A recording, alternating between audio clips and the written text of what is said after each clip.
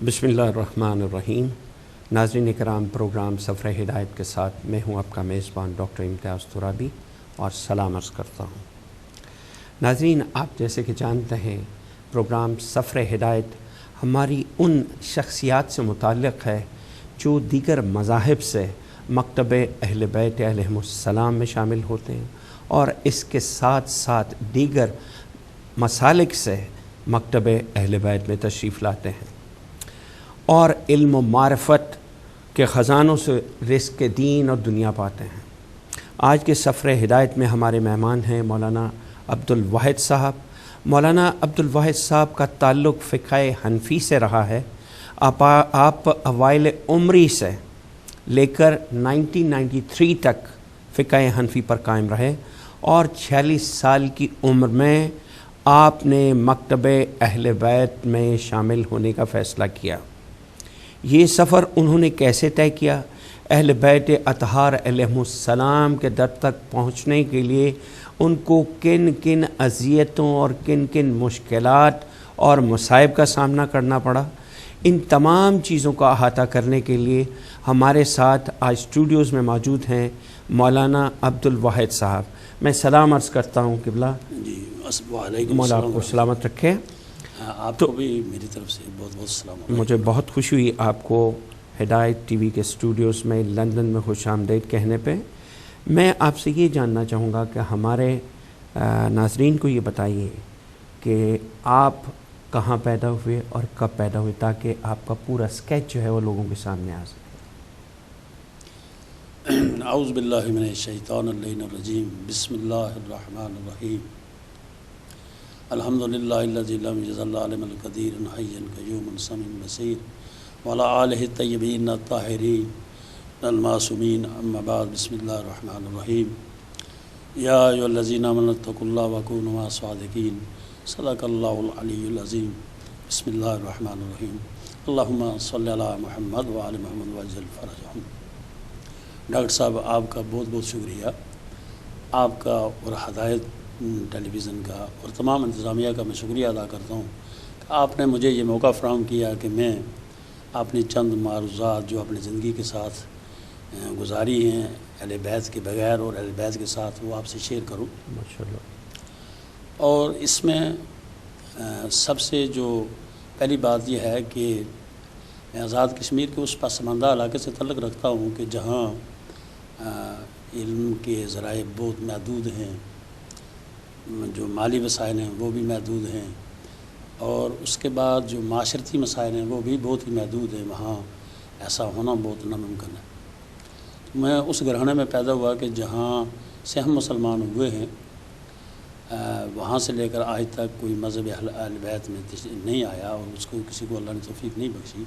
एक मैं ही आदमी था जिसको अल्लाह ने ये तौफ़ीक बख्शी। माशाअल्लाह माशाअल्लाह। तो मेरे वालिद साहब जो ब्रिटिश आर्मी में थे, वो 1947 के बाद रिटायर होकर पाकिस्तान चले गए और मेरी पैदाइश पाकिस्तान में हुई 1947।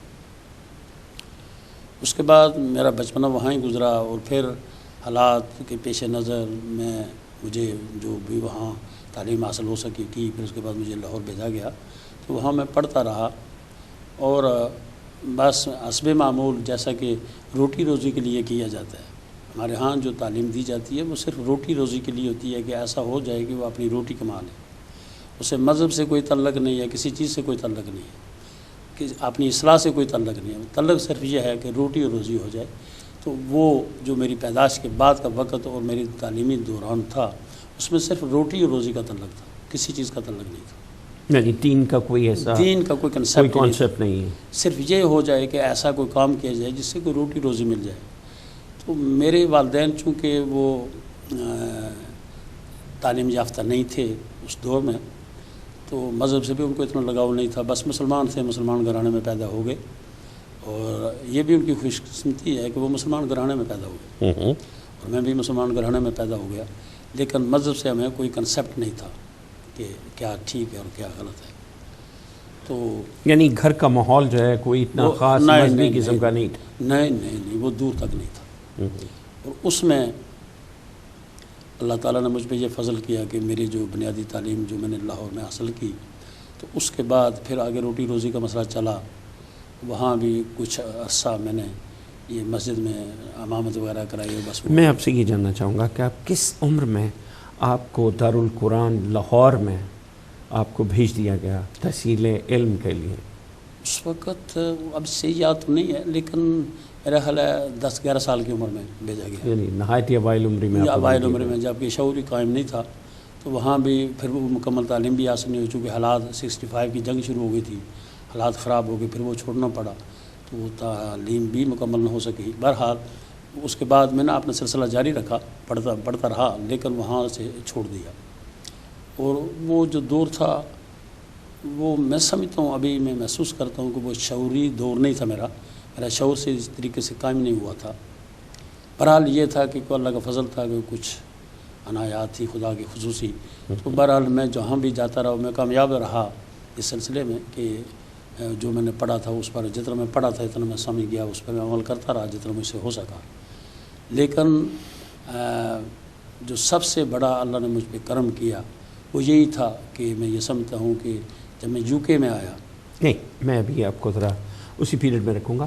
آپ دارالقرآن لاہور میں انجمن تعلیم القرآن جو ہے ریلوے روڈ پہ تھی شاید. Railway road. ہاں، آپ نے وہاں پہ یعنی جو دینی تعلیم ہے اس کے ساتھ دنیاوی جو تعلیم ہے وہ کس لیول تک حاصل کی؟ وہاں سے میٹرک تک پڑھا تھا. میٹرک میں جنگ شروع ہو گئی تھی جی. تو میٹرک سے پھر وہ بند ہو گیا ادارہ، ہم چلے گئے واپس. جی.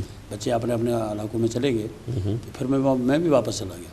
پھر میں نے بعد میں پرائیویٹ طور پر میٹرک کیا، پھر FA کیا، پھر BA تک میں گیا. BA کا ایگزام تو نہیں دیا لیکن BA کے میں نے پڑھا تو وہ پرائیویٹ طور پر میں نے خود کیا ہے. تو چونکہ جنگ کی وجہ سے وہ کچھ عرصہ متاثر رہا ہے ادارہ، اور مجھے نہیں معلوم کہ مجھے پھر اتفاق تو نہیں ہوا کہ وہاں پھر بعد میں انہوں نے جاری کیا یا نہیں کیا. لیکن جنگ کے بعد چونکہ کلیت انہوں نے بھیج دیا تھا، انہوں نے بند کر دیا کہ جب ہم آپ کو بلائیں گے، لیکن انہوں نے بلایا تک نہیں ہے، پھر میں واپس گیا نہیں. اچھا، میں یہ جاننا چاہوں گا کہ آپ کا جو بھی تعلیمی معیار تھا اور دینی معیار تھا، and I was told by your good self کہ آپ وہاں پہ لاہور میں کسی مسجد میں پیش نماز بھی رہے؟ نہیں، لاہور میں پیش نماز نہیں رہا، وہاں پڑھتے رہے. ہاں جی، پیش نماز ادھر اپنے گاؤں میں. اچھا، آپ واپس جب پہنچے کوٹلی میں جی تو وہاں پہ پیش نماز رہے ہیں؟ جی جی جی. اچھا، تو وہ کتنا عرصہ وہاں پہ آپ رہے ہیں؟ وہ مکمل نہیں، صرف میں جمعہ پڑھاتا تھا وہاں جا کے. جی. وہ بھی اس وقت کے لحاظ سے وہ خدمت کرتے تھے تو خالی جمعہ پڑھاتا تھا جا کے وہاں. وہ نماز تو خود ہی پڑھتے تھے لوگ، وہ جمعہ کے لیے مجھے کہا گیا اور میں جمعہ پڑھاتا تھا. ناظرین، یہاں پہ یہ جاننا بہت ضروری ہے، آپ کو بتانا بہت ضروری ہے کہ ایک عالم جو کہلاتا ہے عالم، میں بڑی معذرت سے آپ سے کہوں گا کہ جو انسان، جو مسلمان جمعہ پڑھانے کا فریضہ انجام دیتا ہے، میں یہ جاننا چاہوں گا ان سے کہ جب یہ کوٹلی میں واپس پہنچتے ہیں آزاد کشمیر میں تو اس وقت ان کا اپنا ذاتی علمی منصب کیا تھا؟ ہاں جی، وہ وہاں اصل میں جہاں میں تعلق رکھتا ہوں جس جگہ سے، وہاں ایک تو وہ لوگ ہوتے ہیں کہ جو فارغ التحصیل ہوتے ہیں، جو سند یافتہ ہوتے ہیں. چونکہ میرا ایسا ہو نہیں سکا تو جس پسماندہ ایریا میں ہم رہتے ہیں تو وہ دوسرے میں یہی سمجھ کہ اندو میں کانا راجا، تو ان کے لیے میں ہی مناسب تھا کہ بھئی یہی پڑھا لکھا ہے. چونکہ ہمارا پورا معاشرہ ایسا تھا تو ان کے لیے یہی مناسب تھا کہ بھئی یہی آدمی جو ہے یہ ہمارے لیے مناسب ہے اور ہمیں جمعہ پڑھائے یا ہمارے بچوں کو پڑھائے یا ہمیں نماز پڑھائے. تو ان کے لیے تو میں ٹھیک تھا، لیکن میں اس وقت بھی یہ سمجھتا تھا، میرا خیال ہے، اور اب تو خیر اور بات ہے، لیکن میں سمجھتا تھا کہ یہ صرف روٹی روزی کی بات ہے. That's right. علمی نصاب جہاں تک تعلق ہے، دینی اور علمی نصاب کا جہاں تک تعلق ہے، were you be able to fulfil that by that time? نہیں. وہاں چونکہ جب وہ ہم نے وہ شروع کیا وہاں تو پورا پڑھایا جاتا تھا، لیکن اسی اسنا میں چونکہ 65 کی جنگ ہو گئی، جنگ کے بعد پھر وہ تعلیم مکمل نہ ہو سکی. وہاں پڑھایا تو پورا نصاب جاتا تھا، ایسا نہیں کہ نہیں پڑھایا جاتا، نصاب تو پورا پڑھایا جاتا تھا. لیکن وہ تو تب ہو کہ آپ پورا اس میں پڑھیں، ایسا ہو نہیں سکا. اور اس میں وہ جنگ کے اثرات کی وجہ سے پھر وہ میرا تعلیمی سلسلہ منقطع ہو گیا. بہرحال الحمدللہ اس میں یہ تھا کہ جو کچھ میں نے پڑھا تھا وہ میرے لیے اتنا کافی تھا کہ میں اپنی روٹی روزی جو ہے وہ کما سکتا تھا. اور بچوں کو پڑھا دینا، نماز پڑھانا، جمعہ پڑھا دینا، یہ تقریر کرنا، بس یہی وہاں تک یہ محدود تھا، وہ میرے لیے کافی تھے، اتنا میں نے پڑھ لیا تھا. یہاں پہ میں یہ جاننا بہت ضروری سمجھوں گا کہ آپ ایک اتنے اعلیٰ منصب پہ فائز تھے، یعنی کہ جمعے کا خطبہ دینا اور لوگوں کو تعلیم دینا، بچوں کو تعلیم دینا، تو آپ کا ذاتی علمی مرتبہ کیا تھا اس اعتبار سے کہ آپ خدا، رسول اور اہل بیت اطہار اور قرآن مجید، حدیث، فقہ، اس کے بارے میں کچھ دسترس تھی آپ کی؟ نہیں، اصل میں یہ تھا کہ جب میں اپنی بات کر رہا ہوں، سب کے لیے نہیں کہہ رہا ہوں، یہ بات یہ ہے کہ نقطہ نظر یہ نہیں تھا کہ اہل بیت کیا ہیں اور رسول کیا ہیں اور دین کیا ہے اور اسلام کیا ہے اور قرآن کیا ہے اور حدیث کیا ہے. ویسے یہ ہونا چاہیے یا نہیں ایک عالم دین کے لیے؟ الحمدللہ میں آپ سے یہ بابانگ دول یہ کہہ رہا ہوں، جہاں تک یہ میری آواز جا رہی ہے، تو مجھے شرم آتی ہے کہ جب مجھے کبھی کبھی جو لوگ نہیں جانتے تھے، جب وہ یہ لفظ استعمال کرتے ہیں، مجھے خود شرم آتی ہے اس بات کی. اور ہمارے مذہب اہل بیت میں آ کے مجھے اس چیز کا احساس ہوا ہے، اور اس کی میں ایک مثال بھی آگے آپ کو دوں گا کہ یہ ہمارے مولانا محمد حسن معروفی، یہ ہمارے ہنسلوں میں ہوتے ہیں. تو میں نے ان سے بھی ایک دفعہ یہ گزارش کی تھی کہ بھائی مجھے شوق ہے کہ میں یہ امامہ باندھنے کے لیے میں امامہ باندھنا چاہتا ہوں اور یہ ابا کا باہر پہننا چاہتا ہوں. تو انہوں نے فرمایا نہیں، آپ ایسے نہیں کر سکتے. تو یہ تو یہاں آ کے پتہ چلا، وہاں تو ایسا محسوس نہیں، وہاں تو ہم اپنے آپ کو عالم دین سمجھتے ہیں. وہاں تو جو بھی ہے، جو نماز 2 رکعت پڑھ لے یا داڑھی اس کی بڑی ہو جائے، تو وہ تو عالم دین ہے. میجارٹی ایسے لوگوں کی ہے کہ جو دین سے نہ بلد ہیں، صرف یہاں تک روٹی روزی کے مسئلے تک بھی ہماری دکان چلتی رہے، صرف یہ ہے. میں یہاں پہ ایک بات آپ کی وساطت سے لوگوں تک پہنچانا چاہوں گا کہ وہ لوگ، وہ جوان نسل یا وہ بزرگ جو آپ کی ابتدا میں نماز پڑھتے رہے، انہوں نے آپ سے کیا درس لیا ہوگا، کیا تعلیم لی ہوگی؟ اور میں پھر اسی جگہ پہ آؤں گا کہ اہل بیت اور قرآن کو آپ الگ الگ کر دیں، نہ آپ کو قرآن کی سمجھ آتی ہے نہ آپ کو اہل بیت کی سمجھ آتی، تو آپ کو سمجھ کس چیز کی آئے گی؟ سمجھ پھر روٹی روزی کی میں نے پہلے عرض کر دی ہے. اس میں یہ بات ہوتی ہے کہ جو لوگ آگے سننے والے ہوتے ہیں، وہ لوگ بھی 2-4 والے ہوتے ہیں، ان کو کہہ دیا انہوں نے مان لیا. ماشاءاللہ. وہ صرف یہ سمجھتے ہیں کہ جو کچھ مولانا صاحب نے کہہ دیا یہی صحیح ہے. اب وہ جو بھی کہہ دیں، مولانا صاحب جو بھی کہہ دے وہ صحیح ہے، اپنی رائے تو رکھتے نہیں ہیں وہ. ایک بات. دوسری بات یہ ہے کہ کوئی اعتراض تو تب کرے جانتا ہو. صحیح. وہ جانتا ہی نہیں ہے، اعتراض کر نہیں سکتا ہے. اب جو بھی مولانا صاحب ہیں، انہوں نے وہ 2 شعر سہ ملوک کے پڑھ دیے، موسٹلی یہی ہوتا ہے. اور 2 شعر علامہ اقبال کے کوئی یاد کر لیے، وہ پڑھ لیے. 2 شعر کسی اور کی شاعر کے پڑھ لیے. ایک قرآن کی آیت پڑھ دی، اللہ خیر صلی اللہ کام ہو گیا، جمعہ ہو گیا، 2 رکعت نماز پڑھ دی، ایسے جیسے کیسے بھی ہے وہ پڑھ لی، اللہ خیر صلی اللہ، اس میں تو کوئی پرابلم نہیں ہے. بس آپ کو نے نماز پڑھا دی، 2-4 شعر سنا دیے، ایک آدھ واقعہ سنا دیے کسی کتاب سے پڑھ کے. اور زیادہ واقعات جو سنائے جاتے ہیں اس میں جو ہمارے پیر اعظام ہیں یا گدی نشین ہیں، ان کے واقعات سنائے جاتے ہیں. یہ تو دین ہے. میں آپ سے ناظرین یہ جاننا چاہوں گا، کیا دین اسلام اتنا ہی محدود ہے؟ کیا ہمیں خود اور اپنے بچوں کو اسلام کے بارے میں اتنی ہی واقفیت دینی چاہیے؟ یہ میں آپ سے جاننا چاہوں گا. بہت اچھی بات ہے، آپ نے بہت اچھا سوال یہ کی ہے. اب یہ بات آج کے دور میں نہیں کی جا سکتی ہے. موجودہ دور میں ہمارے مذہب اہل بیت کے اور مذہب اہل تسنہ کے بڑے بڑے علماء ہیں، جید علماء ہیں، اور بڑے بڑے مطالعے ہیں، بڑے بڑے انہوں نے وقت صرف دیا ہے اپنے علم کو. لیکن آج سے اگر 40 سال پیچھے چلے جائیں، آپ 45 سال یا 50 سال پیچھے چلے جائیں، اس وقت یہ بات نہیں تھی. جو بات آپ آج سوچ رہے ہیں، یہ تو ایک ریولوشن آ گیا نا. یہ تو ریولوشن ہے.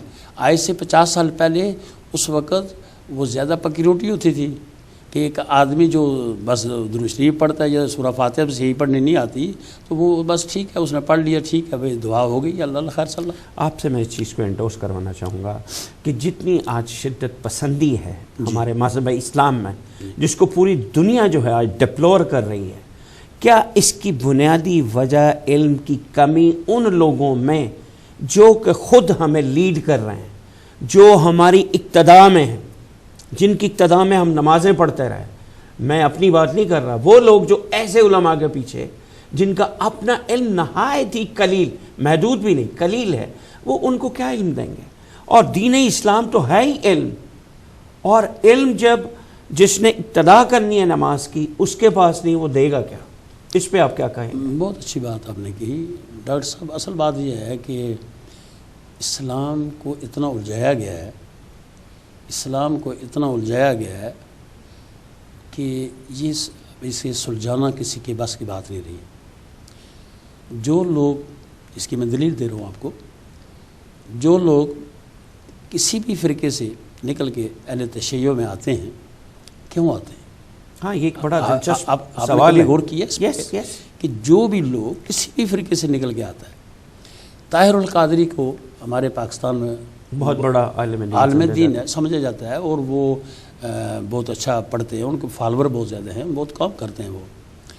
اور سب سے زیادہ اس وقت جو لوگ اہل تشیع میں آ رہے ہیں وہ طاہر القادری کے فالوور آ رہے ہیں. صحیح. ابھی یہ کیوں آ رہے ہیں؟ وہ طاہر القادری اتنا بڑا خطیب ہے، عالم دین ہے، سب کتابیں جانتا ہے، سب فلسفہ منطق حدیث کی ساری کتابیں وہ جانتا ہے، لیکن وہ اسے پڑھتے ہیں پھر چھوڑ کے ادھر آتے ہیں. کیوں آتے ہیں؟ وجہ کیا ہے؟ سب نہیں آتے، 1 2 آتے ہیں، یا 4 آتے ہیں، یا 20 آتے ہیں. آتے تو ہیں نا. آتے ہیں، کیوں آتے ہیں؟ اور ادھر سے کوئی بھی نہیں جاتا. اس کی آخر کامن سینس کی یہ بات ہے کہ اگر میں بھی آیا ہوں، جب میں اس وقت تھا کچھ اور تھا، جب یہاں آیا کچھ اور تھا، جب ادھر آیا کچھ اور تھا. تو سوال یہ ہے کہ اس وقت کے دور کا آپ یہ تجزیہ اس وقت یہ اس طرح کر سکتے ہیں کہ آج کے دور میں علم کی جو بات ہے وہ ذرائع بہت زیادہ ہے. آپ کے پاس بہت ذرائع، یس پوری دنیا آپ کے فنگر ٹپس میں ہے، کی بورڈ پہ بیٹھی ہے، سب پتہ چل جائے گا. سب پتہ چل جائے گا. اور آج کی اس علمی دور میں بھی آپ انٹرنیٹ پہ جا کے دیکھیں تو جو شیعت کے خلاف لکھا گیا کہ یہ اللہ کو نہیں مانتے ہیں. میں اس طرف آپ سے بڑی ڈیٹیل میں بات کروں گا. چلیے میں ابھی شروع کرتا ہوں. میں آپ سے یہ جاننا چاہتا ہوں کہ آپ کا سفر جب شروع ہو رہا ہے کہ آپ کوٹلی میں جمعہ پڑھا رہے ہیں، اس کے بعد آپ کی زندگی کیسے آگے بڑھتی ہے؟ چونکہ زندگی نے رکنا تو نہیں ہے. جی. وقت اور زندگی وقت کے ساتھ ساتھ آگے بڑھتی ہے. آپ نے کیسے اپنا سفر آگے جاری و ساری رکھا؟ وہ جب ڈاکٹر صاحب کوٹلی سے میرے ایک دوست ہیں مولانا محمد اسلم، ان کا نام تھا، فوت ہو گیا، اللہ تعالیٰ ان کی مغفرت کرے. بہت اچھے انسان تھے، نیک انسان تھے وہ. تو اکثر ہم اکٹھے رہا کرتے تھے، اور جب بھی موقع ملتا تھا تو اسی پہ ہماری بات بحث وغیرہ بھی ہوتی تھی. بہت سے معاملات ڈسکس ہوتے تھے، خاص کر کے مرزائیوں کے بارے میں. تو وہ مولوی اسلم صاحب جو ہیں وہ بھی میری طرح زیادہ کوئی پیر پرست تھے. ہم بھی پیر فقیروں کو زیادہ مانتے تھے، ان پہ زیادہ اعتقاد، اندھی تقلید کرتے تھے، سارا سلسلہ ہوتا تھا. تو میں نے انہیں کہا کہ میں یہ پروگرام بنانا چاہتا ہوں کہ میری فیملی کے لوگ بہت سے یو کے میں ہیں، تو میں یو کے میں جانا چاہتا ہوں. وہ مولوی اسلم صاحب کے یہ الفاظ ہیں کہ بھئی آپ ادھر نہ جائیں، وہاں جا کے لوگ بے راہ روی کے شکار ہو جاتے ہیں. اگر تم چلے گئے ادھر تو تم بھی بے راہ روی کا شکار ہو جاؤ گے. لیکن میں معاشی اعتبار سے اتنا تنگ تھا، میرے فائنینشلی حالات ٹھیک نہیں تھے، تو میں تنگ تھا. تو میں چاہتا تھا کہ کسی طریقے سے چلے اپنے معاشی حالات جو ہیں وہ درست کیے جائیں. مین جو ٹارگٹ تھا تو وہ تو یہ تھا، تعلیم کا نہیں تھا. اور آج بھی مجھے شدت سے، میں بات رو کے یہ کہہ رہا ہوں کہ آج بھی مجھے شدت سے اس بات کا احساس ہو رہا ہے کہ اہل بیت کے در پہ آئے ہوئے مجھے 20 سال ہو گئے، اور حالات اور واقعات اس وقت میں اتنا نہ سمجھ سکا کہ مجھے جب بھی اہل بیت کے در پر آنے کا موقع ملا اور اللہ نے مجھ پہ کرم نوازی فرمائی اور اہل بیت کا صدقہ مجھ پہ ہوا، تو مجھے ایران چلے جانا چاہیے تھا تاکہ میں کوئی اپنی تعلیم مکمل کر لیتا، کوئی اپنی جو بھی کچھ. لیکن میں ایسا نہیں کر سکا. بہت سے علماء نے مجھے یہ فرمایا کہ بھائی تم چلے جاؤ ادھر، جس میں مولانا امیر حسین نقوی صاحب ہیں. یہ تو پھر وہی بات. I'll go back again. جی میں اب وہاں پہ چلتا ہوں کہ آپ برطانیہ کیسے پہنچتے ہیں اور کب پہنچتے ہیں؟ جی وہ ایسے ہوا کہ میرے عزیز ہیں یہاں، تو وہ تو میں پہلے بھی کہہ چکا ہوں کہ اندر میں کانادا راجہ تو میں ہی تھا. تو انہوں نے کہا کہ آپ کو یہاں مسجد میں مولوی بلا لیں تو ٹھیک نہیں ہے. تو میں نے کہا بھائی آندھے کو 2 روٹی بھائی، یعنی with all that little knowledge جی دے ور سو موٹیویٹڈ کہ جی آپ یہاں پہ آئیں، ہم اسپانسر بھیجتے ہیں اور ہم آپ کو یہاں پہ مسجد میں امام لگوا دیں. جی ماشاء اللہ. یعنی آپ کے پاس کوئی اتھینٹیکیٹڈ نہیں، کوئی ڈگری نہیں ہے، کوئی کورس نہیں ہے، کوئی کچھ نہیں. تو ناظرین، جس ملک میں، جس معاشرے میں یہ نظام ہو، یہ سوچ ہو، اس کے فالوورز جو اس کے پیچھے پڑیں گے اس کے پیچھے نماز پڑھیں گے اس کی اقتدا میں. وہ جب ان سے کوئی سوال پوچھا جائے گا تو وہ کیا جواب دے گا؟ وہ یہ کہے گا بس نماز پڑھو اور چلے جاؤ. جی آپ جاری رکھیں. یہی میرے خیال میں ہوتا رہا. جی ایسا ہی ہوتا ہے. بلکہ اس کی میں مثال دے کے آگے جاؤں تو زیادہ مناسب رہے گا. جی کہ جب میں وہاں مسجد میں تھا اور راچ ڈیل میں گولڈن ماسک تھی, تو ایک خاتون تھی, ان کے بچے میرے پاس پڑھتے تھے. اچھا, یہ روچڈیل کی ماسک میں آپ کب آئے اور کیسے آئے؟ وہاں وہ ان اسپانسر بھیجا تھا نا. اچھا, مسجد کی طرف سے اسپانسر تھا نا. اچھا. تو وہ خاتون کے بچے میرے پاس پڑھتے تھے. جی. اس خاتون نے مجھ سے مسئلہ پوچھا کہ مولانا یہ بتائیں کہ ہمارے ایک شیعہ فیملی سے تعلق ہے, میرے بچوں کے وہ ایک اسکول پرائیویٹ اسکول میں پڑھتے ہیں, اور اب یہ بتائیں کہ ہمیں اجازت ہے کہ ان کے ساتھ کھانا پینا اور بیٹھنا اٹھنا؟ تو میں نے انہیں یہ گزارش کی کہ دیکھیں, اسلامی طور پر آپ فقہ کے لحاظ سے انہیں کافر نہیں کہہ سکتے, لیکن ہمارے علماء کا یہی متفقہ فیصلہ ہے کہ ان کے ساتھ نہ بیٹھا جائے, نہ کھایا پیا جائے, ان سے قطع تعلق رکھا جائے. یہ بھی بڑی مہربانی, تب آپ نے کہہ دیا یہ کافر نہیں ہے. جی ہاں, میں نے ان سے یہ گزارش کی. تو اسی اسنا میں جب میں شیعہ ہو گیا تو اس خاتون کو جب پھر یہ شور شرابہ پڑ گیا تو مسجد سے بھی میں نے خیر چھوڑ دیا.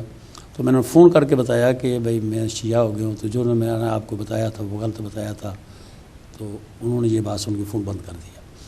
اب جو لوگ آپ نے سوال کیا تھا کہ جب میں یہاں آیا تو لوگ پوچھتے ہیں, جو پوچھ کے چلے گئے تو مولوی صاحب نے کہہ دیا نماز پڑھے, روزہ رکھے. مسائل تو علماء سے ہی پوچھا جاتا ہے. جو نہیں, ایسے مسائل الحمدللہ وہاں نہیں پوچھے جاتے ہیں. ماشاءاللہ وہاں نہیں پوچھے جاتے. وہاں 2-3 چیزیں ہوتی ہیں جس کی زیادہ تر توجہ دی جاتی ہے.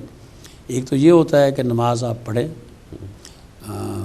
پابندی سے, دوسرا روزے رکھیں پابندی سے, اور تیسرا تراویح پڑھیں پابندی سے. یہ 3 چیزیں کریں تو میرا خیال ہے اسلام پورا ہو جاتا ہے. باقی ضرورت اتنی محسوس نہیں ہوتی ہے. یہ آپ کو تبلیغ نہیں کی جائے گی کہ جھوٹ نہ بولیں, رزق حلال کھائیں, یا کوئی خدا کی اور خدا کے رسول کی معرفت ہونی چاہیے, ایسا نہیں. صرف یہ ہے کہ آپ بس نماز پابندی سے پڑھیں, روزے رکھیں اور تراویح پڑھیں. تراویح قضا نہیں ہونی چاہیے, تو ورنہ روزے نہیں قبول ہوں گے. تو ایسا نہیں. تو اگر کسی نے کوئی مسئلہ پوچھ بھی لیا تو آپ نے جو ہی بتا دیا, مولانا صاحب نے جو ہی بتا دیا وہی درست ہے. وہ حرف آخر ہے. وہ حرف آخر ہے, اس پہ آپ کو قائم رہنا ہے اور کرنا سلسلہ. اچھا, میں آپ سے یہ جاننا چاہوں گا کہ اگر کسی آج کے 50 سال یا 60 سال کے بندے کو بات کی جائے تو کیا یہ اس کے دل پہ, اس کی روح پہ یہ کنندہ نہیں ہو گیا کہ جی مجھے تو میرے پیر مرشد نے, میرے مولانا نے بتایا تھا کہ شیعہ کافر ہے. پانی کے اوپر سے کتا گزر جائے تو وہ پانی پینا حلال ہے, جیسا کہ آپ مجھے بتا رہے تھے بیٹھے ہوئے کہ پانی آپ پی سکتے ہیں, لیکن اس پانی کے اوپر سے اگر شیعہ گزر جائے تو پانی حرام ہے, جائز نہیں. اس کے بارے میں کچھ بتائیے کہ یہ کیا تصورات ہے؟ یہ تصورات جی, میں تو ابھی تو اہل بیت کے در پہ رہ کے کوئی ایسی بات نہیں کر سکتا کہ جو میں غلط بیانی سے کروں یا کسی کو خوش کرنے کے لیے, کسی کو ناراض کرنے کے لیے کروں. میں اپنے گھر کی بات آپ کو بتا رہا ہوں. جی. میری والدہ اللہ تعالیٰ محمد و آل محمد کے وسیلے ان کی قبر کی منزل آسان فرمائے, وہ فرماتی تھی وہ صحیح طریقے سے بسم اللہ نہیں پڑھ سکتی تھی جب میں چھوٹا تھا. یہ مجھے معلوم ہے, 8-10 سال کی عمر میں. اللہ مغفرت فرمائے ان کی. ان تک پیغام نہیں پہنچا, بہرحال جہالت کا دور تھا. وہ فرمایا کرتی تھی کہ جس برتن میں شیعہ کھائے اس برتن میں نہیں کھانا چاہیے. جس برتن میں شیعہ کھائے اس برتن میں نہیں کھانا چاہیے. تو میری ایک بہن ہے, ان کی جو بہو ہے اس کا باپ کہیں شیعہ ہو گیا تھا 70 میں. تو اب رشتہ داری کی وجہ سے میری والدہ اپنی بیٹی کو یہ وصیت کرتی ہے, دیکھو ہماری رشتہ داری ہوگی اس سے, وہ ہمارے گھر ابھی آ جائے گا, تو تمہیں چاہیے ایک گلاس اور ایک پلیٹ علیحدہ رکھ دو. اوہ مائی گاڈ. تاکہ اگر وہ آئے تو اس کو اس گلاس پلیٹ میں دے دو, پھر وہ گلاس پلیٹ علیحدہ رکھ دو, باقی برتنوں میں نہ رکھو. جبکہ میری والدہ بسم اللہ نہیں جانتی تھی, لیکن یہ پیغام کسی نے ان تک پہنچایا کہ یہ اہل علم لوگوں نے یہ پیغام ان تک پہنچایا ہے. یہ جاہلوں نے نہیں پہنچایا ہے, اہل علم نے پہنچایا ہے کہ وہ برتن علیحدہ رکھ دو جہاں شیعہ کھا جائے اور پانی پی جائے وہ برتن. جبکہ میری والدہ مائدہ اللہ محمد و آل محمد کے وسیلے سے ان کی قبر کی منزل آسان فرمائے. میں نے ان کے لیے بڑی دعائیں کی ہیں, زیارتوں پہ گیا ہوں, قبول ہوں گی, اللہ ان کے مغفرت فرمائے. ان تک پیغام نہیں پہنچایا, لیکن میری والدہ کو یہ علم تھا کہ شیعہ جس برتن میں کھا جائے اسے نہیں کھانا چاہیے. یہ پیغام کسی اہل علم نے ان تک پہنچایا ہے.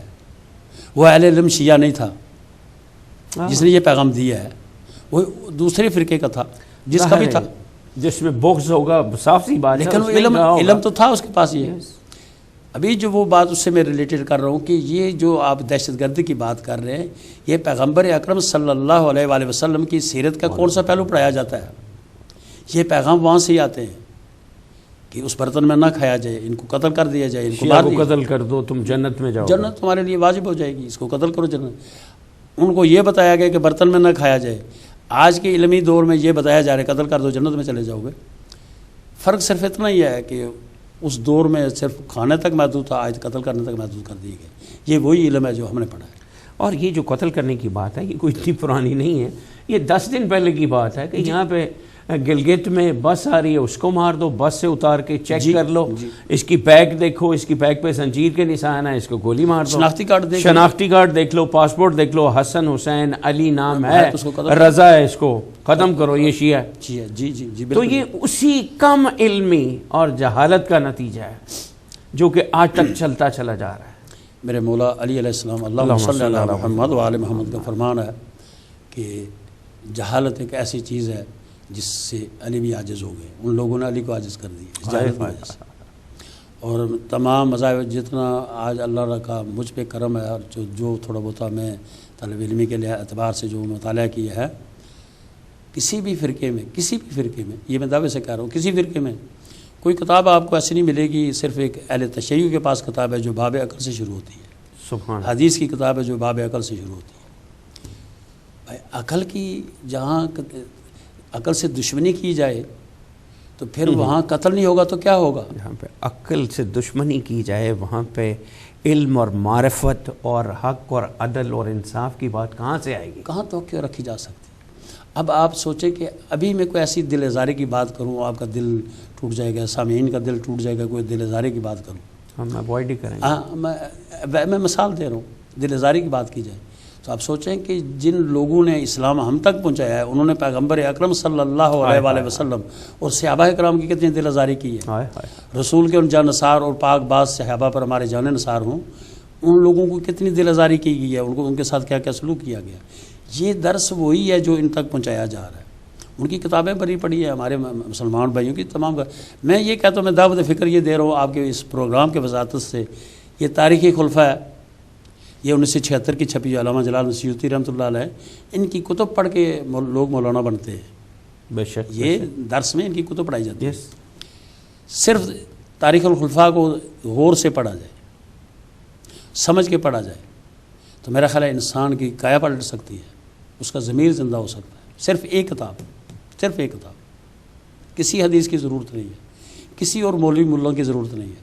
صرف ایک یہ کتاب پڑھے اور اس کتاب کا معیار قائم کریں. اگر معیار نہیں ہے آپ کے پاس، اسلام ایک معیار دیتا ہے، اللہ کے رسول نے ایک معیار دیا ہے. اگر آپ کے پاس وہ معیار آ جائے تو اسی کتاب کو صرف میں یہ دعوت فکر دے رہا ہوں کہ تاریخ خلفاء پڑھ لیں، اس کے بعد آپ کا راست پہ آ جائیں گے، آپ کا عقیدہ درست ہو جائے گا، آپ کو معرفت ہو جائے گی. جب تک آپ کی معرفت صحیح نہیں ہوتی، اللہ کی معرفت نہیں ہوگی، اہل بیت علیہ السلام کی معرفت، رسول کی معرفت نہیں ہوگی، اس وقت تک نہ آپ علم حاصل کر سکتے نہ دین حاصل کر سکتے. روٹی کے لیے کر سکتے ہیں لیکن دین حاصل نہیں کر سکتے. دیکھیے کتب میں الحمدللہ ہماری مکتب تشیع کی کتابوں میں اس بات پہ بہت ایمفیسس کیا جاتا ہے، بہت توجہ دلوائی جاتی ہے، علم، معرفت، محبت، اطاعت. بے شک تب تک آپ اطاعت نہیں کر سکتے جب سب سے پہلے آپ کے پاس علم نہیں ہے. جی بے شک. علم کے بعد آپ کے پاس معرفت نہیں ہے.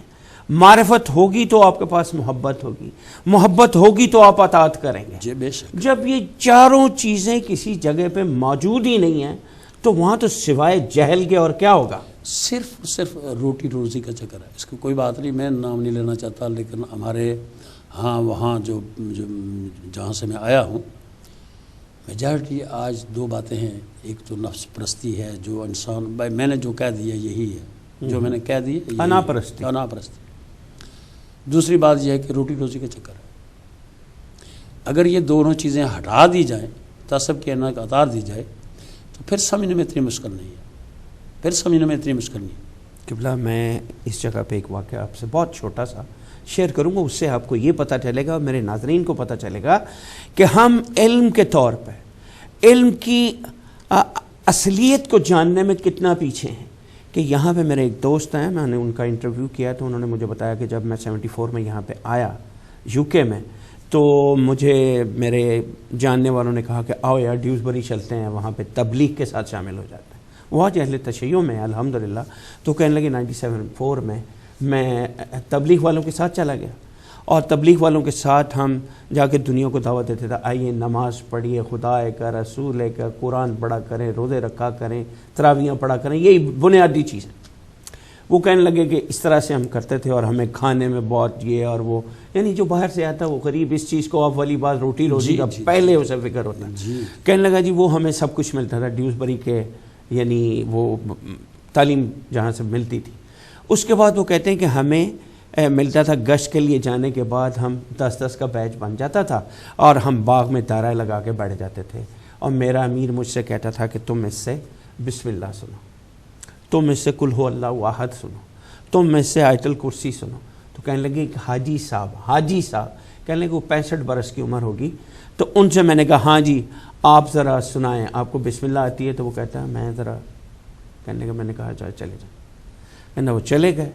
پھر میں نے اگلے سے پوچھا، اس نے بتا دیا، اس سے پوچھا، اس نے بتا دیا. وہ حاجی صاحب آ گئے، پھر آ کے وہ دائرے میں بیٹھ گئے. ان کی باری آئی تو میں نے کہا جی آپ سنائیں. وہ کہتے ہیں میں نے کہا اچھا کہ اس کو پھر شاید دوبارہ تکلیف ہو گئی ہو. کہتے ہیں میں نے کہا چلے جائیں. کہتے مسلسل تیسری بار جو سرکل میں آ کے بیٹھے اور انہوں نے کہا میں چلا جاؤں، تو کہتا ہے میں سٹ پٹا گیا کہ یہ بندہ بسم اللہ بھی نہیں جانتا اور حاجی کہلاتا. تو کہنے لگے میں نے اپنے امیر سے at the end of day میں نے کہا یار یہ حاجی صاحب سے میں بہت زیادہ پریشان ہوں کہ میں نے ان سے کہا کہ حاجی صاحب بسم اللہ سنا دیجیے، تو انہوں نے 3 بار مجھ سے کہا کہ میں ہوا ہوں. تو وہ کہنے لگے اچھا ان سے بات کرتے ہیں. تو وہ بیٹھ گئے سر جوڑ کے، ان کے امیر اور وہ میرے دوست. انہوں نے کہا کہ ہم نے ان کے بارے میں پتہ کیا تو معلوم ہوا کہ وہ حج بھی کر کے آئے ہیں، اور کتنی بدقسمتی کی بات ہے کہ اس بندے کو بسم اللہ بھی نہیں آتی، الحمد شریف نہیں آتی، سورہ فاتحہ نہیں آتی، اور وہ بندہ حج کر کے آ گیا. اب بتائیے اس نے حج کے کون سے مناسک جو ہیں وہ ادا کیے ہوں گے؟ یہ علمی قحط کی بات ہے.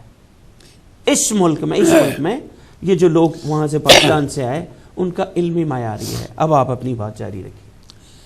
بالکل بجا فرمایا آپ نے. یہ ایک واقعہ نہیں ہے، ایسے ہزاروں واقعے ہیں. جو آپ نے سنا ایک ہے تو اس لیے ایک ہے، لیکن ایسے ہیں ہزاروں. اور ایسے میری فیملی میں بالخصوص ایسے لوگ ہیں جن کے پاس ڈگریاں تو ہیں، اعلیٰ ڈگریاں ہیں، میری فیملی کے ممبر ہیں، لیکن دین کے بارے میں انہیں معلوم نہیں ہے، معرفت نہیں ہے، نہیں رکھتے. نہیں جی یہاں پہ تو دینی تعلیم بھی نہیں ہے، اب دینی بھی نہیں ہے اور دنیاوی بھی نہیں ہے، اور یہ عالم ہے. اب یہاں جو سب سے بڑی پرابلم ڈاکٹر صاحب میں سمجھتا ہوں کہ یہ مجھے بھی نہیں معلوم تھا، لیکن اہل بیت علیہ السلام کے در پہ آ کے مجھے اس بات کا احساس ہوا کہ رزق حلال ایک ایسی چیز ہے کہ اگر یہ نہ کھایا جائے، جو جی چاہے کر لیں، آپ جو جی چاہے کر لیں، نہ تو دین آئے گا، نہ سمجھ آئے گی، نہ معرفت آئے گی. صحیح. رزق حلال بنیادی شرط ہے. دوسرا قرآن اس بات پہ گواہ ہے کہ جب تک خوف خدا آپ کے اندر نہیں آئے گا، کیسے ممکن ہے کہ خوف خدا ہو اور آپ برائی کی طرف آمادہ ہو جائیں؟ غیر دانستہ طور پہ ہو جانا اور بات ہے، جان بوجھ کے کر لینا اور بات ہے، لیکن یہ دونوں چیزیں ہمارے پاس نہیں ہیں مسلمانوں کو. آج میں دعوے سے یہ کہہ رہا ہوں، جہاں تک یہ آپ کی آواز جا رہی ہے میری اور آپ اس کی انٹرویو کی وساطت سے اور اہل بیت کی ہدایت ٹی وی کی وساطت سے، کہ 20 لاکھ کا مجمع حج کرنے کے لیے جاتا ہے، کعبے کے پاس کھڑا ہو کر یہ دعا کرتا ہے کہ یا اللہ مسلمانوں کے حال پہ رحم فرما، فلاں جگہ فتح فرما، فلسطین پہ رحم فرما، کشمیر پہ رحم فرما. قبولیت نہیں ہوتی، قبول نہیں ہو رہی ہے. کیا اتنا سوچنے کے لیے کافی نہیں ہے کہ کعبے میں جا کے کعبے حرم میں کھڑے ہو کے اللہ سے دعا کرے؟ حج بھی کر لیا آپ نے اور اللہ سے کہہ رہے ہیں، تو پھر بھی آپ کو روٹی بھی نہیں مل رہی، آپ ذلیل بھی ہو رہے ہیں دنیا میں، ہر جگہ ذلیل. تو کیا اصلاح کی ضرورت نہیں ہے؟ ضرور سوچنے مقام فکر ہے. حج کرنا کافی نہیں ہے. صحیح. میں نے شروع میں جو آیہ کریمہ تلاوت کی تھی، اگر اسی آیت کو مسلمان قرآن چھوڑ دیں سنی شیعہ کو، اب پرابلم جو یہ مجھے کہنا نہیں چاہتا ہوں، لیکن جس کی بھی دیر زاری ہو میں معافی چاہتا ہوں، لیکن بات سچی اس لیے کہنا سے میں دریغ نہیں کروں گا کہ ہمارے ہاں جو دین اسلام میں جو سب سے بڑی پرابلم ہے، یہ جو گدی نشین لوگ ہیں، یہ ان کی حمایت میں مولانا لوگ ہیں، مولانا لوگ ان کی ہمارے اہل بیت علیہ السلام کے مذہب میں امام خمینی علیہ رحمہ اگر کوئی بات ایسا تو وہ ممکن نہیں، لیکن میں مثال دینے کے لیے کہہ رہا ہوں کہ اگر کوئی غلط جملہ کہہ دیں تو تمام دنیا کھڑی ہو جائے گی، آپ نے یہ غلط کہہ دیا ہے، پکڑا جائے، اسی وقت پکڑ لیں گے۔ یہ کہ ہمارے بڑے بڑے علماء اگر ٹی وی پہ بیٹھ کے اگر کوئی بات ایک جملہ غلط کہہ دیں، ایک جملہ اپنی مرضی سے کہہ دیں، اہل بیت کی مرضی سے نہیں، اپنی مرضی سے کہہ دیں، تو اسی وقت جو ہے وہ انگلیاں کھڑی کھڑی ہو جائیں گی۔ میں آپ سے یہ جاننا چاہوں گا، since you came from that section of our brothers, مجھے یہ بتائیے کہ شیعوں کے بارے میں آپ کا کیا تصور تھا جب آپ اس سیکشن میں تھے، کہ ان کے سپارے کتنے، ان کا قرآن علیحدہ ہے، اس کے بارے میں کچھ بتائیے۔ یہ تو اس وقت کی بات میں کر رہا ہوں، لیکن آج بھی ہے، آج بھی ہے، لوگ آج بھی سمجھتے ہیں، یعنی علم جہالت کا یہ حال ہے۔ جی، علم کا یہ حال ہے کہ اس وقت بھی تھا، اس وقت تو زیادہ جہالت تھی، آج جہالت کم ہے، اتنی نہیں کم ہے، لیکن جہالت ہے۔ آپ مجھے فیکٹ بتائیے، فیکٹ کیا ہے؟ جب آپ ادھر آ گئے آپ نے کچھ 40 سپارے دیکھے ہمارے؟ میں آپ کو خدا گواہ کر کے، خدا کو گواہ رکھ کے یہ بات کہہ رہا ہوں کہ میں خود بھی یہی سمجھتا تھا کہ بھی ان کے 40 پارے ہیں، یہ گز پھیرتے ہیں، اس کے بعد یہ علی کو نہیں مانتے، رسول کو نہیں مانتے، یہ علی کو مانتے ہیں، یہ ایسی جتنی فروئی باتیں ہیں۔ یعنی یہ بات میں آپ سے ضرور سننی چاہوں گا کہ ہمارے لوگوں میں یہ تصور ہے کہ شیعہ یہ کہتے ہیں کہ حضرت جبرائیل علیہ السلام نعوذ باللہ من ذالک، وہی جو ہے وہ سرکار امیر کائنات علی ابن ابی طالب علیہ السلام کے لیے تھی، اور وہ سرکار ختمی مرتبت مولا کل ختم الرسول جناب محمد مصطفیٰ صلی اللہ علیہ وآلہ وسلم کو نعوذ باللہ غلطی سے انہوں نے وہی ان کو دے دی۔ یہ بتائیے یہ کتنا بڑا بہتان صرف شیعت پہ نہیں، یعنی دین اسلام پہ ہے، اسلام پہ ہے، اور اسے ساتھ یہ بھی نہیں، اور شیعہ اسی لیے جبریل علیہ السلام کو گالی نکالتے ہیں، نعوذ باللہ من ذالک، کہ بھائی اس نے یہ ایسے کیوں کر دیا۔ اب جس اسلام کا یہ حال ہو، اس اسلام کو ہمارا اسلام، جس اسلام کا یہ حال ہو کہ جبریل آئے اور ادھر آنے کے بجائے ادھر چلا جائے، آپ کا ذاتی طور پہ یہ خیال رہا ہے، یہ تھا 45 سال تک یہی تھا، کیسا رسول اللہ صلی اللہ علیہ وسلم کا آپریشن ہونا، یہ وے کا بھول جانا، یہ ساری چیزیں تھی، ایسا تو نہیں دائی حلیمہ وغیرہ کا یہ سارا کنسیپٹ تھے، لیکن یہ جو آپ نے فرمایا کہ جبریل علیہ السلام کا بھول جانا اور پاک رسول کی طرف چلے جانا، یہ تھا، یہ تھا۔ اور اس کے بعد اس کے علاوہ کچھ اور باتیں جو میں ٹی وی پہ نہیں کہنا چاہتا، خدا کی قسم دل دکھتا ہے وہ باتیں سوچ کے کہ پڑھے لکھے لوگ جو اپنے آپ کو پڑھے لکھے کہتے ہیں، ان کی زبان سے میں نے سنی۔ لمحہ فکریہ یہ ہے کہ ضرورت اس بات کی ہے کہ ان تمام کنفیوژنس کو، ان کنکاکشنز کو، یہ جو توہمات ہیں، یہ توہمات ہیں جن کی اسلام میں گنجائش نہیں ہے، ان کو کیسے دور کیا جائے کہ یہ جتنی فضا جو مقدر ہے یہ چھٹے، یہ صاف ہو، جو ہیزی ایٹماسفیئر ہے، یہ جو کچھ دھندلا بن دکھائی دیتا ہے، یہ کچھ چھٹے ایک دوسرے کو ہم کلیئرٹی کے ساتھ دیکھ سکتے ہیں۔ اس میں ڈاکٹر صاحب میں آپ کو ایک گزارش کروں گا، ہمارے علماء اکرام جو ہے وہ ٹی وی پہ طرح طرح کے پروگرام بتاتے ہیں، لوگوں کے علم میں اضافہ ہوتا ہے۔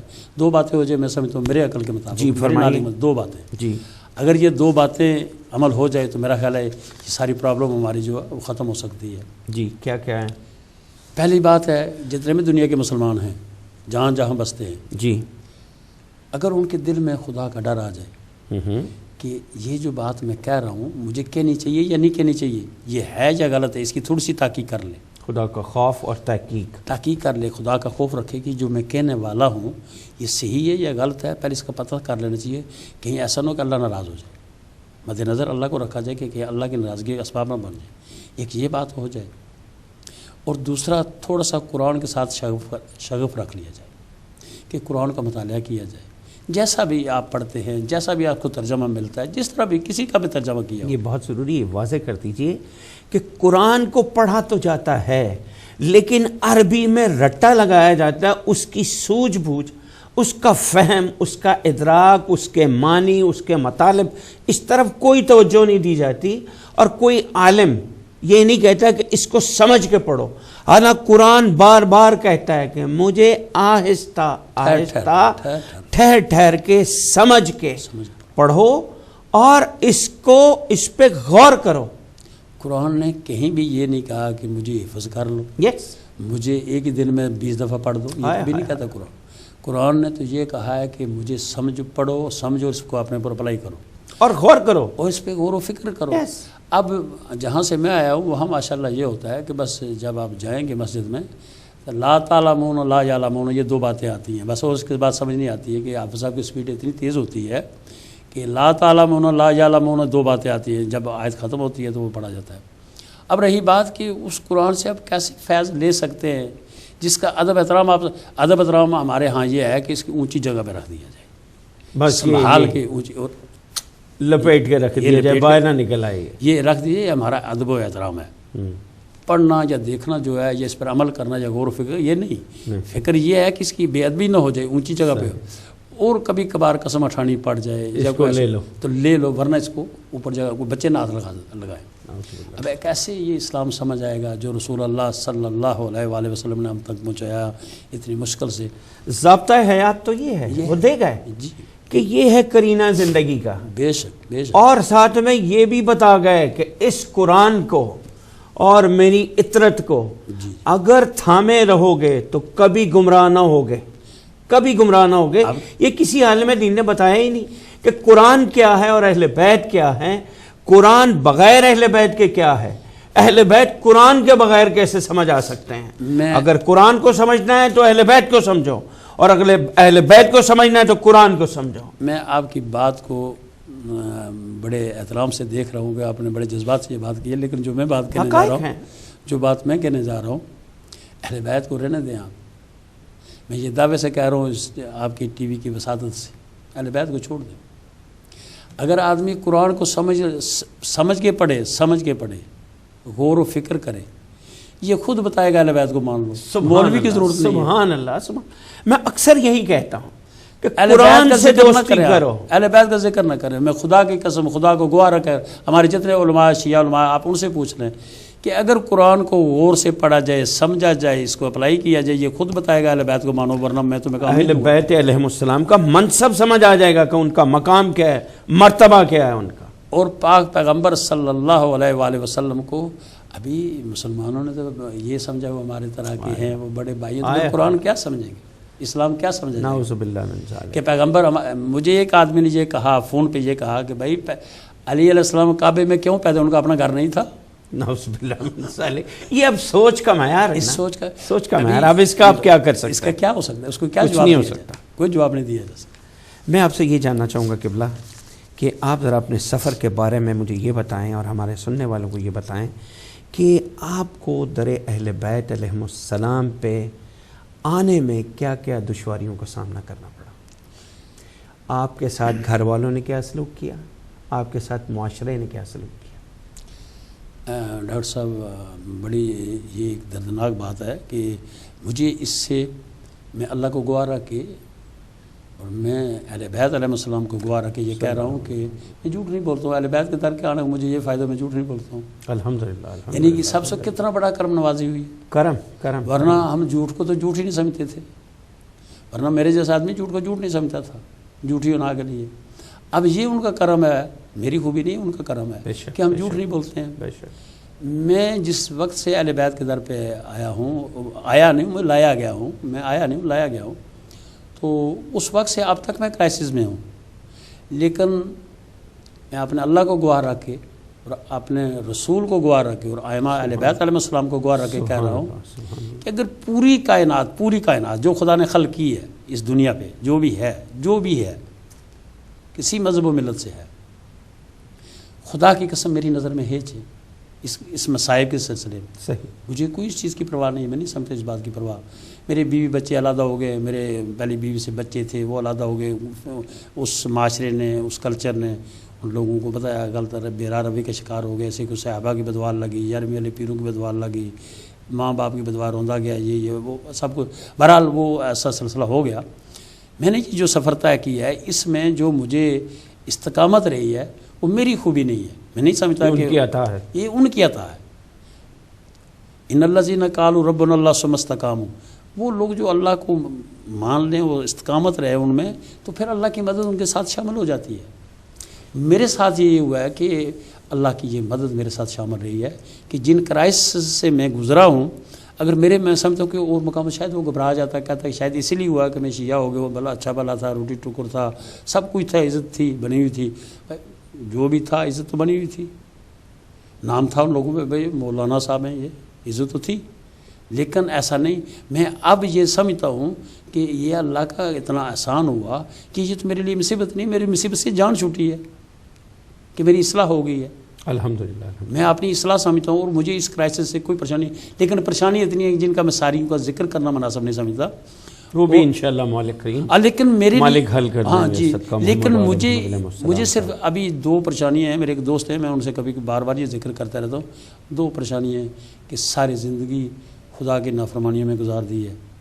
ابھی اللہ سے اور اہل بیت سے یہ التجا ہے کہ اللہ محمد و آل محمد کے صرف وہ جہالت کی وجہ سے تھی، وہ معاف کر دے، وہ معاف کر دے، اور مجھے دوزخ کے عذاب سے اللہ نجات دیتے۔ بس یہی میرا منشور ہے، اور میرا کوئی منشور نہیں ہے، صرف یہ میرا منشور ہے۔ میری دعا ہے کہ اولاد جو ہے جیسے کہ والدین کے لیے باعث مغفرت ہوتی ہے، پروردگار آپ سے کچھ ایسے کام لے رہے ہیں جن سے آپ اپنے لیے بھی اور اپنے بزرگوں کے لیے، والدین کے لیے باعث مغفرت ہوں گے انشاءاللہ۔ میں آپ سے یہ جاننا چاہتا ہوں قبلہ کہ آپ کے سوچ کا دھارا، آپ کی فقہ کے بدلنے میں اور در اہل بیت میں آنے میں یہ سارا عمل کیسے ظہور پذیر ہوا؟ کون سے وہ محرکات ہیں جو منتج ہوئے در اہل بیت پر آ کے خود کو سرنڈر کرنے؟ حضور اصل میں جب پاکستان میں تھا تو میں ٹی وی پہ سنا کرتا، مجھے نہیں معلوم تھا اس وقت کہ علامہ طالب جوہری صاحب ان کا ایک پروگرام چلتا تھا فہم القرآن۔ جی ہاں، فہم القرآن بہت دیر چلتا، پھر انہوں نے بند کر دیا۔ میں نے لاہور اس چینل کو، ٹی وی کو جو ہے نا، وہ خط بھی لکھا کہ بھئی یہ پروگرام دوبارہ چل، لیکن وہاں نہیں سنتا ہے کوئی۔ میں گاؤں سے شہر میں جاتا تھا صرف یہ پروگرام جمعے کے دن دیکھنے کے لیے، جی، اس سے میں بڑا متاثر تھا اور میرے نالج میں بڑا اضافہ تھا، میں کوئی اور کیفیت محسوس کرتا تھا۔ ہر جمعے کے دن شام کو شہر میں چلا جانا، ہمارے گاؤں، ہمارے پاس بجلی نہیں تھی، ٹی وی نہیں تھا، لیکن وہاں شہر میں تھے تو وہاں دیکھنے کے لیے چلا جاتا تھا۔ جب میں یہاں آیا تو میرے ایک دوست تھے سید صابر حسین شاہ صاحب، آپ ان کے لیے صلوات پڑھیں، اللہم صلی علی محمد و آل محمد، پروردگار ان کی مغفرت فرمائے اللہ، جو میرے لیے سبب بنے میں جگہ دے پروردگار۔ تو ان کے ساتھ میرے بڑے اچھے تعلقات تھے، ہمارے گھر آنا، بیٹھنا، کھیلنا، تاش کھیلا کرتے تھے میرے گھر میں بیٹھ کے۔ جی، تو میرے گھر میں ہر وقت 5-10 آدمی کا مجمع لگا رہتا تھا۔ تو ایام آزاد تھے میرا خیال ہے، تو میں ان کے گھر گیا تو بارہا میں نے انہوں نے کہا آپ ہماری مسجد میں جمعہ پڑھنے کے لیے نہیں آتے ہیں، تو وہ ٹال دیتے تھے۔ میں ادھر گیا تھا، میں ایسے ہوا، تو مجھے نہیں معلوم تھا کہ یہ شیعہ ہیں، وہ بھی ہمارے آزاد کشمیر کے تھے۔ تو وہ میں ان کے گھر گیا تو ان کے گھر وہ کوئی انہوں نے مجلس کی کیسٹ لگائی تھی، وہ دیکھ رہے تھے وہ سب لوگ، گھر کی ساری فیملی۔ میں نے دروازہ ناک کیا، انہوں نے کھولا، تو جب مجھے دیکھا تو انہوں نے وہ بند کر دی، تو ان کی مستراد بیک روم میں چلے گی۔ تو میں نے محسوس کیا کہ یہ کوئی رو رہے تھے، تو میں نے سمجھا شاید ان کی کوئی فوتگی وغیرہ ہو گئی، اس لیے یہ کوئی ایسے تھے۔ تو میں نے ان سے پوچھا، بڑے بے تکلف دوست تھے میرے، وہ عمر سے مجھ سے بڑے تھے لیکن بہت ہی بے تکلف تھے میرے ساتھ، محبت کرنے والے تھے۔ تو کہنے نہیں کوئی ایسی بات نہیں ہے۔ تو میں نے کہا نہیں کوئی بات ہے، آپ بتائیں، آپ کی آنکھیں بتا رہی ہیں کہ آپ رو رہے تھے۔ تو اس وقت انہوں نے کہا کہ ہم مجلس سن رہے تھے۔ میں نے کہا لگائے، میں بھی دیکھتا ہوں، سنیں مجلس۔ کہنے نہیں چھوڑے رہنے تھے آپ کیا؟ میں نے کہا نہیں لگائیں دیکھتے ہیں۔ وہ سمجھتے تھے کہ بھئی کس ٹائپ کا یہ آدمی ہے اور اس کا دماغ کیسا ہے، تو خواہ مخواہ تو پھر وہ ذرا تلخی ہو جائے گی، تو وہ نہیں چاہتے تھے یہ۔ اور میرے اسرار پہ انہوں نے وہ مجلس کی کیسٹ دوبارہ لگائی۔ تو وہ جو پہلی کیسٹ تھی وہ پروفیسر عبدالحکیم صاحب بوترابی کی تھی۔ تو وہ انہوں نے جب لگائی تو مجھے تو پہلے ہی بڑا غصہ آیا، دیکھ کے ان کی شکل کو دیکھ کے غصہ آیا کہ بھئی چھوٹی سی داڑھی یہاں، وہ بالکل، اور سر پہ ٹوپی کوئی نہیں۔ میں تو سمجھتا داڑھی بڑی ہونی چاہیے، تو مولانا تب ہو، ایسی چھوٹی داڑھی کو مولانا تو نہیں کہا جاتا ہے۔ بہرحال تنقیدی نگاہ سے دیکھا، کوئی تھوڑی سنی، تو میں نے کہا آپ ایسے کریں، اس کو بند کر دیجیے، مجھے دے دیں، میں گھر جا کے اس کو میرا مطلب ہے گھر جا کے چلو کوئی پوائنٹ وغیرہ بھی نوٹ کر لیں گے، دیکھیں وہ شیعہ کیا کہتے ہیں، چلو کوئی سلسلہ۔ انہوں نے دے دی مجھے، تھوڑی کیسٹ سننے کے بعد بند کر دی، پھر مجھے دے دی۔ گھر میں جا کے میں نے اکیلے کیسٹ کو سنا اور 2-3 دفعہ اس کیسٹ کو سنا۔ یہ میرے زندگی کے آغاز ہے، اس کیسٹ کو 2-3 مرتبہ سنا۔ اب میں بھی جو تھوڑا بہت نالج رکھتا تھا پیغمبر اکرم صلی اللہ علیہ وآلہ وسلم کی صفت و ثنا پہ، عام طور سے بھی یہی کہتے تھے کہ ان ساری دنیا سے ہو گئی عرشت آ جا چپ کر کے، بس ہماری تو یہی تعریف ہوتی تھی، کوئی سن جا کوئی سنا جا چپ کر کے، کچھ سن جا کوئی سنا جا چپ کر کے، یہ تو ہماری تعریف تھی جی۔ زلفاں بڑی اچھی تھیں، سرما تھا، کالی کملی تھی، بستر بچھونا تھا، بوریے کا بستر تھا۔ بوریے کے بستر ہو تو اسے کھانا کے بغیر ہو تو اس کے کوئی سلام نہیں کرتا ہے تو لوگ رشتے جا کے دیتے ہیں، میرا یہ تعریف تھی، یہ تخیل تھا، تخیل تھا ایک ہمارا۔ تو وہ جو کچھ رسول اللہ صلی اللہ علیہ وآلہ وسلم کے فضائل بیان فرما رہے تھے، تو میں بار بار سوچ رہا تھا کہ یہ کہیں دکھاوے کے لیے تو نہیں کر رہے ہیں، یعنی بوترابی صاحب، جی بوترابی صاحب، یہ کچھ دکھاوے کے لیے ایسے، لیکن یہ باتیں جو کر رہے ہیں یہ ہیں تو ٹھیک ہیں، لیکن ہم نے کبھی ایسے سنی نہیں ہے۔ یعنی وہ پہلا موقع تھا کہ پہلا آپ نے میرے لیے مناقب یعنی فضائل سرکار محمد مصطفیٰ صلی اللہ علیہ وآلہ وسلم کے میں نے فضائل سنے، ایک شیعہ عالم سے سنا جی۔ اس کے بعد پھر میں ان کے فضائل، اس کیسٹ کو 3 دفعہ رات میں نے دیکھا، جب وہ مسائل وغیرہ پڑھتے میں بند کر دیتا تھا، وہ مجھے اچھا نہیں، چونکہ وہ شرن جائز نہیں تھا میرے لیے، تب آپ سوچتے تھے کہ رونا جائز نہیں ہے جی ہاں۔ تو بدوا ہے یا یہ رونے والوں کے لیے؟ اچھا، یہ بدوا ہے، یہ بدوا۔ تو 3 دفعہ سننے کے بعد میں نے شاہ صاحب کو دوسرے دن کہا، میں ان کے گھر گیا، میں نے کہا کوئی اور کیسٹ ہے؟ ان کا جی ہاں۔ انہوں نے دوسری کیسٹ مجھے عرفان حیدر آپ دی، ان کے لیے صلوات پڑھے میں چلے گئے، اللہم صلی اللہ محمد وآل محمد، ان کے درجات بلند فرمائے، اللہ تعالیٰ محمد وآل محمد کے وسیلے سے ان کے درجات بلند فرمائے۔ تو ان کی کیسٹ دی، جب ان کی کیسٹ میں سنی تو وہ بہت اچھے خطیب تھے ماشاءاللہ، اور اچھے مقرر تھے، لیکن انہوں نے بہت اچھی تقریر کی، لیکن ان میں کچھ نکات اشارہ کنایا میں انہوں نے جو فرمائے وہ میرے لیے باعث گراں تھے کہ بھئی میرے فرقے کے مطابق خلاف تھی کچھ باتیں جو میں نہیں سننا چاہتا تھا۔ تو پھر میں نے دوبارہ اس کیسٹ کو سنا، چونکہ ایک دفعہ سننے سے تو نہیں پتہ چلتا، کوئی باتیں سمجھ آتی تھی کچھ نہیں آتی تھی، تو دوبارہ سنا، 2-3 مرتبہ اس کیسٹ کو میں نے سنا۔ تو تیسرے دن میں نے انہیں کہا کہ بھئی طالب جوری صاحب ایک آپ کی شیعہ ہے، ان کی ہے، انہوں نے کہا ان کی کیسٹیں انہوں نے مجھے دی، ان کو میں زیادہ سنتا رہا کہ بھئی وہ ایسی کوئی بات نہیں کرتے تھے۔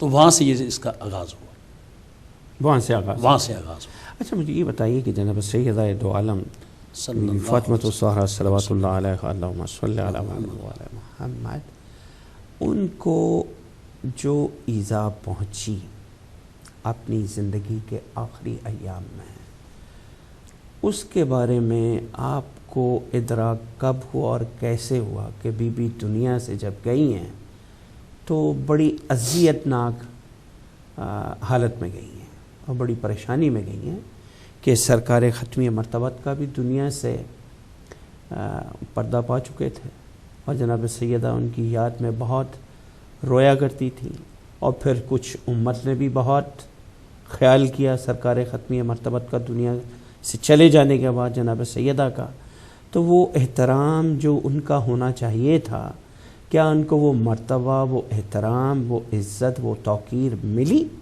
جناب ختمی مرتبت کے بعد؟ ڈاکٹر صاحب یہ اتنا زخمی پہلو ہے کہ ایک تو بات یہ ہے کہ میرے لیے بالخصوص اس کو بیان کرنا بہت مشکل ہے میرے لیے، اس کی چند کیفیتیں جو میں نہیں بیان کر سکتا۔ میں نے پہلی دفعہ ہمارے مولانا رضا شاہ صاحب ہیں، ایلفورڈ میں ہوتے ہیں، میں نے ان کی مجالس کی کہ 2 کیسٹیں دیکھی ہیں، ایک مسئلہ کرتاس پر اور ایک سیدہ کی اس مصیبت پر۔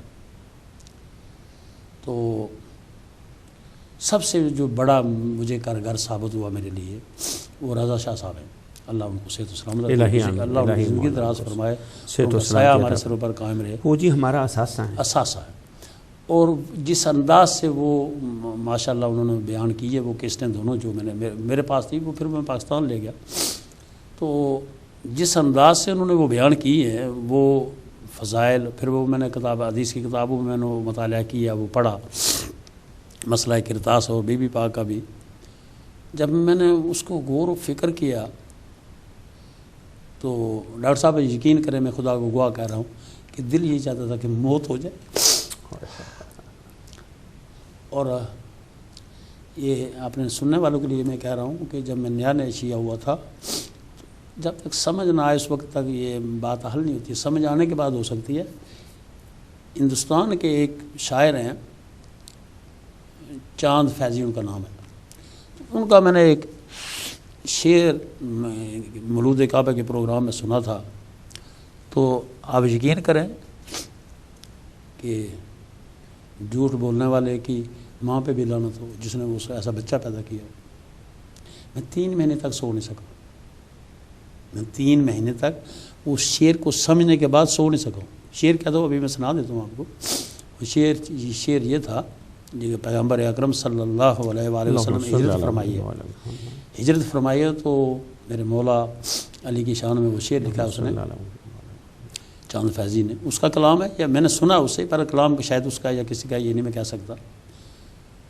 وہ شعر یہ تھا کہ قدم قدم پہ بتاتی ہیں قربتیں فیضی، قدم قدم پہ بتاتی ہیں قربتیں فیضی، کہ نصف نور ہے بس نصف نور ہی کے لیے، جگا نہ دینا کوئی علی کو شب ہجرت، یہ تو سو رہے ہیں محمد کی زندگی کے لیے۔ اللہ اکبر، اللہم صلی اللہ، یہ تو سو رہے ہیں محمد کی زندگی کے لیے۔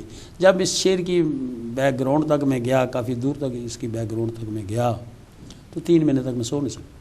میں جناب وقت کی کمی پیش نظر ہے، لیکن یہ ہے کہ آپ کا پروگرام جو ہے وہ تشنا نہ رہ جائے۔ میں آپ سے یہ جاننا چاہوں گا کہ ہمارے دوسرے لوگ جو ہیں، ہمارے دوسرے بھائی، بڑے بھائی جو ہیں، ان کو خدا جانے کس چیز کی وجہ سے، میرا جو ذاتی خیال ہے وہ تو یہ ہے فضائل سرکار امیر المومنین علی ابن ابی طالب علیہ السلام ہی بغض کی بہترین وجہیں لوگوں کے لیے، یعنی جو مناقب پروردگار عالم نے، جو فضائل پروردگار عالم نے سرکار امیر کائنات علی ابن ابی طالب علیہ السلام کو عطا کیے، ان کے جواب میں وہ اس کو برداشت نہیں کر پاتے، اور ایسی بے سر و ساپا، یعنی کہنا چاہیے کہ ایسی باتیں جن کا کوئی سر پیر نہیں ہے، وہ جناب سرکار امیر کے ساتھ جوڑ دی جاتی ہیں، ان کے والد کے ساتھ جوڑ دی جاتی ہیں، سرکار ابو طالب علیہ السلام کے ساتھ۔ آپ کا کیا تجربہ ہے؟ آپ جب اس فرقے میں تھے تو آپ سرکار ابو طالب علیہ السلام کو کیا سمجھتے تھے؟ جناب امیر علی ابن ابی طالب علیہ السلام کی منزلت آپ کی نظر میں تب کیا تھی؟ چونکہ وقت بہت کم ہے، اس کو میں مقصد سے یہ آپ سے گزارش کر دوں کہ یہی تو دکھ کی بات ہے کہ اسلام میں جو کافر ہیں ان کو کافر نہیں کہا گیا ہے، لیکن دکھ کی بات یہ ہے کہ ایک ہی خاندان کے افراد کو کافر کہا گیا، یا تو ابراہیم علیہ السلام کے والد کو کافر کہا گیا ہے، یا علی کے باپ کو کافر کہا گیا، ایک ہی خاندان کے افراد کو کافر کہا گیا، جو کافر تھے ان کو کافر نہیں کہا گیا۔ یہ تو ذریت ابراہیم ہے، یہ تو دکھ کی بات ہے، یہ تو ذریت ابراہیم ہے، یہ دکھ کی بات ہے اور جہالت کی بات ہے۔ ڈاکٹر صاحب آپ کی وساطت اور ٹی وی ہدایت ٹی وی کی وساطت سے یہ میں بات کہنا چاہتا ہوں کہ یہ جن لوگوں نے الجھاؤ پیدا کر دی ہے، یہ گتھی الجھا دی ہے، یہ سلجھانا کسی کے بس کی بات نہیں ہے۔ جو ہمارے بڑے بھائی ہیں وہ بھی نہیں سلجھا سکتے، اس لیے کہ اگر وہ سلجھانا چاہیں بھی تو ان کے لیے اتنی رکاوٹیں ہیں کہ وہ سلجھا نہیں سکتے۔ میں آپ سے یہ جاننا چاہوں گا، because we are going to close the programme, شام زندگی قریب ہے، آپ کیا میسیج دینا چاہیں گے؟ ڈاکٹر صاحب میں جہاں تک یہ آواز جا رہی اور آپ کی وساطت سے، اور آپ کا بہت بہت شکریہ، اور ہدایت چینل کا بھی بہت بہت شکریہ، میں یہ کہتا ہوں کہ 2 باتیں آدمی نہ کرے اپنی زندگی میں۔ دنیا میں تمام چیزیں عارضی ہیں، لیکن زندگی سے زیادہ عارضی چیز کوئی بھی نہیں ہے۔ ہر چیز عارضی ہے لیکن زندگی سے زیادہ کوئی چیز عارضی نہیں ہے۔ صرف اپنی قبر کو یاد رکھے کہ مجھے خدا کے سامنے پیش ہونا اور اکیلے جواب دینا ہے، وہاں بیوی نہیں ہو۔ بالکل صحیح ہے۔ شفاعت کے بارے میں، حق شفاعت کن کے پاس ہے؟ اہل بیت اطہار علیہ السلام، سرکار محمد مصطفیٰ صلی اللہ علیہ وآلہ وسلم کے پاس۔ جنت کے وارثان کون ہیں؟ پل صراط پہ کون ہے؟ اور جناب سیدہ دو عالم فاطمہ الزہرا صلوات اللہ علیہا، اللہم صلی علی محمد وعلی محمد، ان کا روز محشر کیا مقام ہے، یہ ہمارے سنی بھائیوں کو، پوری دنیا کے مسلمانوں کو بتا دیجئے اپنی زبان میں۔ سب سے پہلے جو آپ نے فرمایا کہ شفاعت کا حق صرف پیغمبر اکرم صلی اللہ علیہ وآلہ وسلم اور اہل بیت علیہ السلام کو، اور کسی کو نہیں۔ جنت میں 2 طرح کے آدمی جائیں گے، آپ اپنے بڑے علماء سے پوچھ سکتے ہیں، 2 طرح کے آدمی جائیں گے۔ ایک تو اللہ کا فضل ہوگا تب جنت میں جائے گا آدمی، اللہ کے فضل کے بغیر نہیں جائے، عمل کے اعتبار سے کوئی بھی نہیں جا سکتا، نہ کوئی سنی نہ کوئی شیعہ۔ اللہ کے فضل سے جائے گا، دوسرا پاک رسول اہل بیت علیہ السلام کی شفاعت سے جائے گا۔ اس کے علاوہ اور کوئی بات، کوئی راستہ ہی نہیں ہے۔ شفاعت کا طریقہ کیا ہے؟ شفاعت کا طریقہ بغض سے یا محبت سے؟ محبت سے۔ اگر جو بغض اور پرابلم تو یہ ہے کہ بغض کو بغض ہی نہیں سمجھا جا رہا، تو پھر آپ کیا کہیں گے؟ اگر بغض کو بغض ہی نہیں سمجھا جائے تو جنت کا حقدار کیسے ہوگا؟ کیسے ہوگا؟ لیکن منہ سے مان لینا میں جنت میں جاؤں گا، ایسے نہیں ہے۔ نہیں، آپ کا کہنا یہ دلیل نہیں ہے کہ آپ جنت میں جائیں گے جب تک کہ جنت دینے والے نہ آپ کو کہیں۔ اب جو آپ نے فرمایا کہ امام حسن علیہ السلام، امام حسین علیہ السلام ابھی چھوٹی عمر میں پیغمبر اکرم صلی اللہ علیہ وآلہ وسلم نے یہ حدیث فرمائی، بڑی مشہور حدیث ہے، ہمارے بھائیوں کی کتابوں میں موجود ہے کہ حسن حسین سید شباب اہل الجنہ، وہ جنت کے نوجوانوں کے سردار ہیں۔ اس میں اللہ کا لفظ کہیں بھی نہیں لکھا ہوا ہے کہ فلاں کے ہیں تو فلاں کے نہیں ہیں۔ آدم سے لے کر عیسیٰ تک اگر جنت میں کوئی جائے گا نبی، تو ان کو سردار مانے گا تب جائے گا، تب جائے گا، ورنہ جنت میں نہیں جا سکتا، نبی نہیں جا سکتے۔ باقی آپ، میں اور زید بکر تو چھوڑیں، آدم سے عیسیٰ تک نبی نہیں جا سکتا جنت میں جب تک ان کی سرداری کو نہیں تسلیم کرے گا۔ تو پھر باقی سب مسلمانوں کو سمجھنے کی ضرورت ہے۔ ایکسکیوز می، مجھے اس چیز سے کوئی آر نہیں ہے، میں تو صرف دعا کر سکتا ہوں مسلمانوں کے لیے، چونکہ مسلمان ہیں، میرے نبی کا کلمہ پڑھتے ہیں، جہالت کی وجہ سے۔ اس میں صرف اور صرف ایک دعوت فکر پھر دے رہا ہوں، تاریخ خلفاء کو تمام مسلمان مطالعہ کر لیں، غور سے، تعصب سے نہیں، غور سے مطالعہ کر لیں، ہر آدمی کی اصلاح ہو جائے اس تاریخ خلفاء سے۔ بڑی نوازش قبلہ، بڑی مہربانی۔ تو ناظرین، یہ تھا ہمارا آج کا پروگرام۔ پیشتر اس کے پروگرام کو میں وائنڈ اپ کروں، صرف ایک میسیج آپ کو دینا چاہتا ہوں کہ خدا را اہل بیت علیہ السلام کے سمجھنے کے لیے قرآن کو اپنا ساتھی بنائیے، قرآن سے دوستی پیدا کیجیے، اور قرآن کو ایسے سمجھیے جیسے کہ اہل بیت اطہار علیہ السلام نے، سرکار ختمی مرتبت نے آپ سے کہا، پروردگار عالم نے آپ سے کہا کہ اس کو صرف رٹ لینا ہی درکار نہیں ہے، اس کو آہستہ آہستہ پڑھیے اور سمجھنے کی کوشش کیجیے، اور اس میں غور و خوض کیجیے، اور جب آپ اس کو غور و خوض کریں گے تو منصب اہل بیت علیہ السلام آپ کو سمجھ آ جائے گا، اور جب آپ کو منصب اہل بیت علیہ السلام سمجھ آ جائے گا تو آپ قرآن کو ہاتھ میں لے لیں گے اور دامن اہل بیت علیہ السلام کو تھام لیں گے، تو آپ کی ملاقات سرکار ختمی مرتبت مولا کل ختم الرسول جناب محمد مصطفیٰ علیہ السلام سے حوض کوثر پر ہوگی۔ تو تمام تفرقات کو چھوڑ دیجئے، بغض کو چھوڑ دیجئے، اہل بیت علیہ السلام کی معرفت اور ان کی مودت اور ان کی محبت کے لیے کوشش کیجئے۔ جو مہلت ملی ہے اس کو غنیمت جانیے، اور اسی نقطے کے ساتھ اپنے میزبان ڈاکٹر امتیاز ترابی کو اجازت دیجئے، اور ہمارے مہمان جناب مولانا عبد الواحد صاحب کو اجازت دیجئے۔ خدا حافظ و ناصر، والسلام علیکم ورحمۃ اللہ وبرکاتہ۔